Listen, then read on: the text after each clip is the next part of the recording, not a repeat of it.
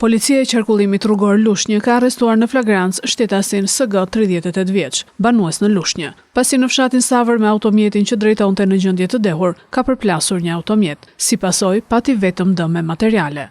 Gjithashtu, policia referoi materialet në prokurori ku nisi procedimi në gjendje të lirë për shtetasin AB 21 vjeç, pasi në fshatin Grabian, automjeti që drejtonte është përplasur me motomjetin që drejtonte shtetasi RR 71 vjeç, i cili është nën kujdesin e mjekëve.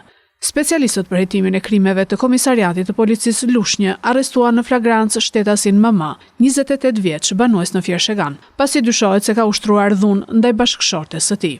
Ndërkohë, specialistët e seksionit për hetimin e krimeve ndaj personit të DVP Fier arrestuan në flagrancë shtetasin SQ 32 vjeç, pasi në fshatin Topoj dyshohet se me automjetin që drejtonte ka goditur motomjetin që drejtonte shtetasia ka 40 vjeç, pas një konflikti fizik me të. 40 vjeçari është nën kujdesin e mjekëve.